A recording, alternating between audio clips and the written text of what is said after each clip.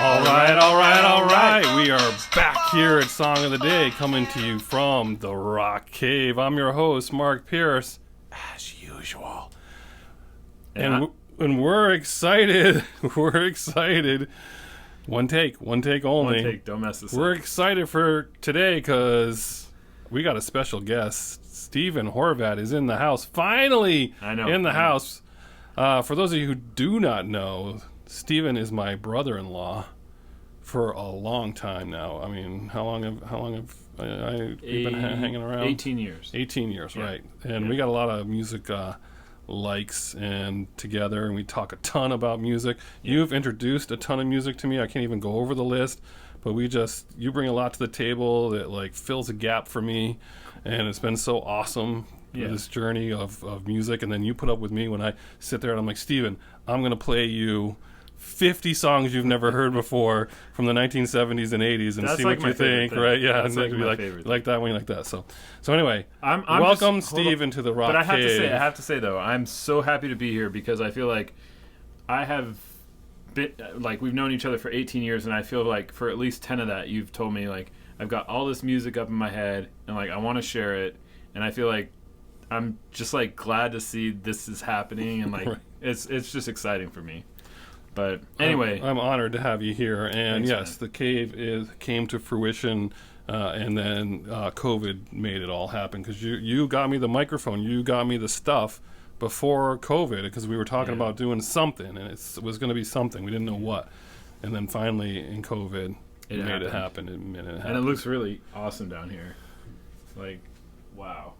Wow. It's a sight to be seen. You kind of, you only see this wall here most of the time, and right. When people come in, they're like, yeah, this is pretty cool. And some of you the whiskey. Oh, the whiskey corner, that's pretty cool. Whiskey corner. And you guys are probably wondering why we're drinking wine and beer so early in the morning. It's not because we have a problem. I don't have a problem. I don't have a problem. It's because we're filming this at night. So how about that? You've got some Do you think small children. They're not going to believe us. They're not going to believe us. And it's just easier. So we get to enjoy beverages, and it's appropriate for today's topic. Yes. To the band that you've chosen to talk about, which involves a story and some other stuff. So beverages, Stephen, yes, story. Tell us about what we're talking about today, and it involves where you're from and all that stuff. Yeah. Let's go. So I picked for today's topic, which is near and dear to my heart, a band that is a Southern California native, and part of it is because of also my experience here in Connecticut and sharing that song with everybody. Right. But the band is Sublime. Nice. And I know a lot of people have heard of Sublime, but a Long Beach band, and that's where Caroline and I met at college. And the band was just huge for me, like growing up. All of their music was really big in Southern California, and it was strange, like reading about them a little bit, to find out that it wasn't until after the lead singer died did they actually catch on a little bit everywhere else.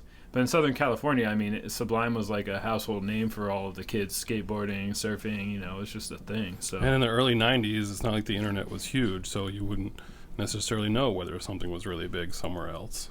Yeah. I mean, the internet made the world small. Right. But when you were growing up, music was basically like you listened to what you listened to. You didn't know what other people were listening to, and that's why it was like so cool to go into record stores in other cities, because you would see stuff that you never saw before, posters you never saw before, or people were listening to other stuff, and that's gone now. So that's kind of sad. But anyway, so that's pretty cool. So Sublime, for those of you who don't know, let's talk about them for just a minute. Formed in 1988 in Long Beach. These guys basically got together and started making music, and it's important to talk about the lead singer first and foremost, because Bradley Noel was 12 years old when his parents got a divorce, and his father took him in the summertime on his boat to a 1-month tour around the Virgin Islands, and when they got there, all they heard was Bob Marley. And that 12-year-old boy was like, I love reggae. And he came back and decided he wanted to play guitar. And at 13, he picked up a guitar and started playing that kind of music. And for those of you who don't know, Sublime is a ska punk reggae rock band, Yeah. right? Yeah. And people who heard them and didn't know who they were, if you hadn't seen a video or anything, you just didn't know that he was going to be a Southern California white guy, basically, right?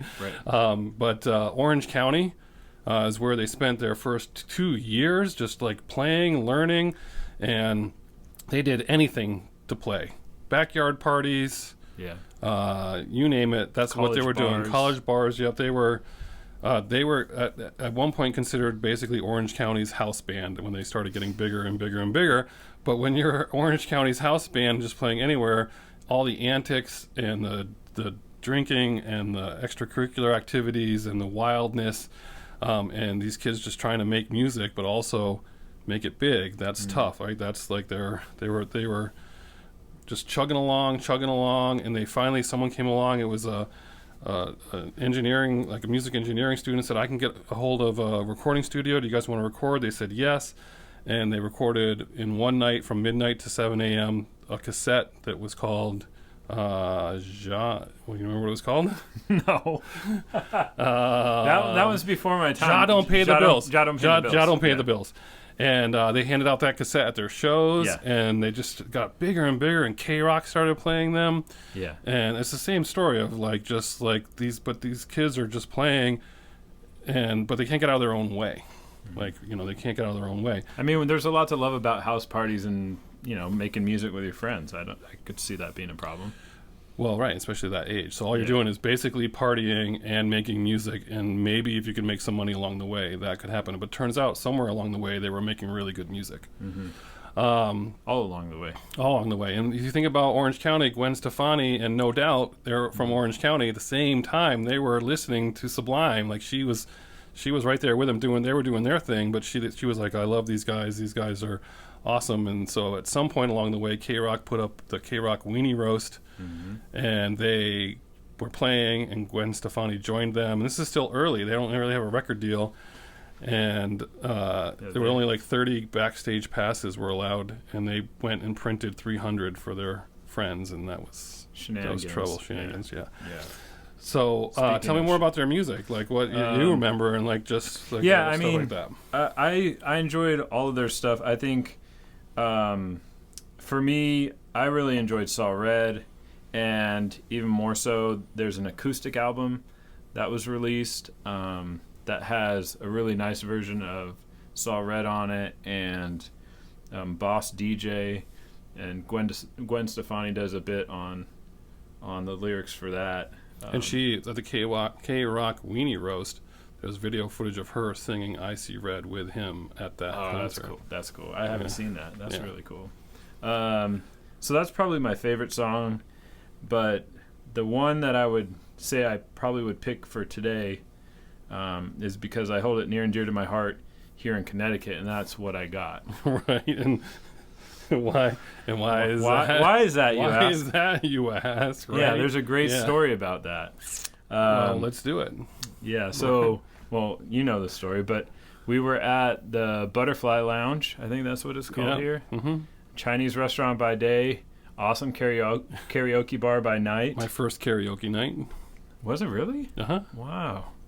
A night to remember. So I charged over to the DJ and signed up to sing Sublime, What I Got. And I thought, like, we're in Connecticut. What's the worst that could happen? People boo me off stage, possibly. But I totally underestimated the crowd. In particular, this one gentleman who I feel like he had the devil in his eyes, like from the very beginning. It was early, though, too, yeah. But the devil was whiskey, probably. Yeah. It was something liquid. Yeah. And he just didn't like me.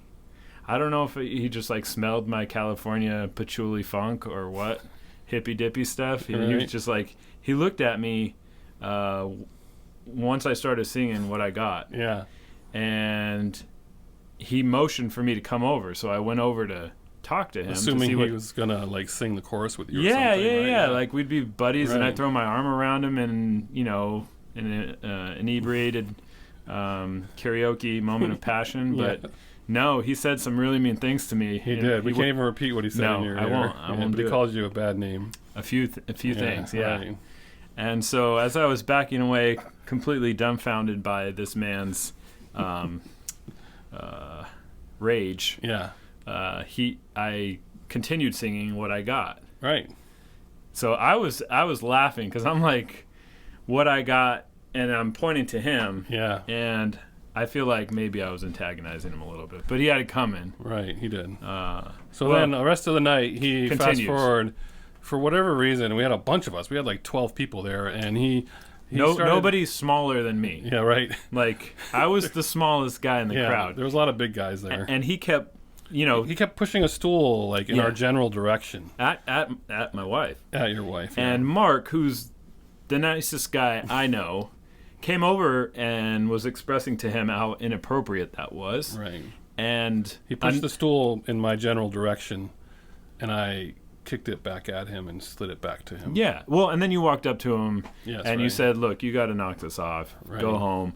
And there was another member of our party who will remain nameless. Yeah. Saw that Mark had confronted this man, and knowing how nice Mark is and how kind of a person he is, knew that there was a problem. And so mayhem broke loose. There was a pig pile. It was. And I feel like it's maybe misrepresentation to call it a bar fight because it was just like a hot mess. It was, there was a pig pile on the floor. I mean, it was grabbing, and there was everyone. We all ended up in a pig pile on the ground. Yeah. And then as it broke up, the police were called, and they came. And by then he was outside, and then we were all, men and women, inside, just standing there drinking. The best part is, like, the police came through, male and female police officers came through, and we were all just, like, sitting there, like, trying to be, like, and they, like, walk in and, like, weave in and out of us, and we were just, like...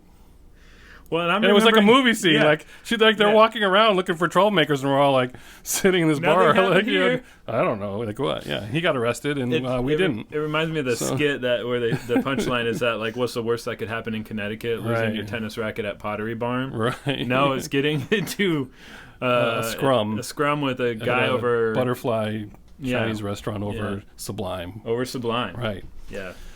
So. Sublime. Lovin' is not what that guy has. Right. He doesn't have any exactly. of it. Yeah. Their music, 40 Ounces to Freedom, Robin the Hood, and then the self-titled one in 96.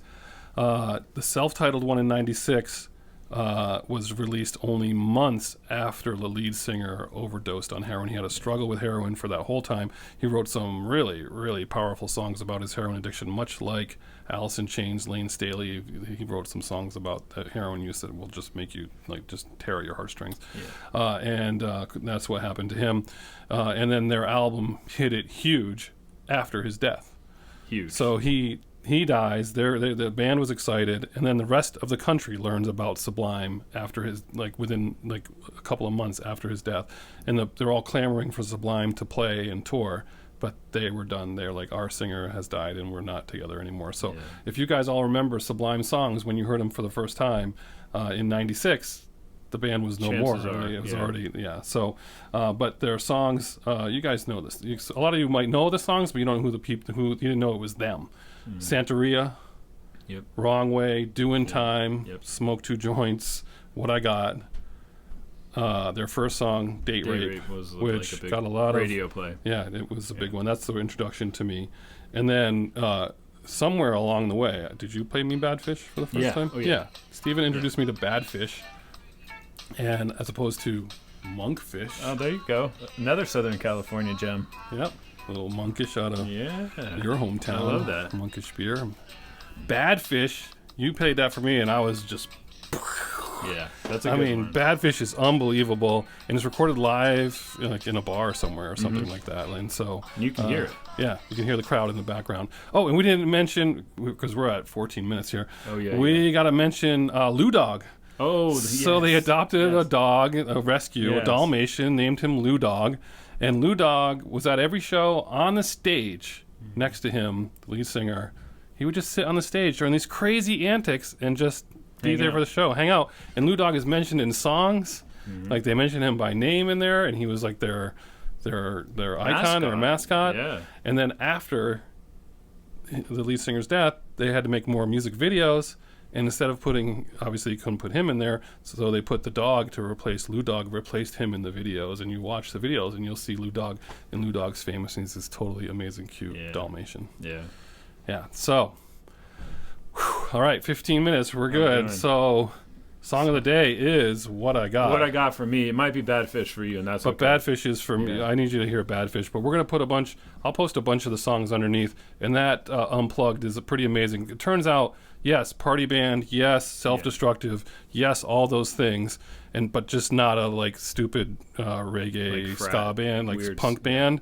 They actually made some great music and they're very talented and very good. So pull up some Sublime when you get a chance, because you will like it. And we gotta post on there the Saw Red acoustic track too. That'll change that'll change the way you think. Cause that whole acoustic album is raw, and it's just like such a great representation of his vocals and his style. I love it. So awesome. Well, Stephen, thank you for being your Finally. first episode. Finally, you've been here 3 weeks. I know. And it's hard to believe that we haven't made an episode yet, but it's tough. It's tough to do. We did it, and hopefully we can squeeze in at least another one before you leave, or you just stay longer, and that's fine, right? Yeah.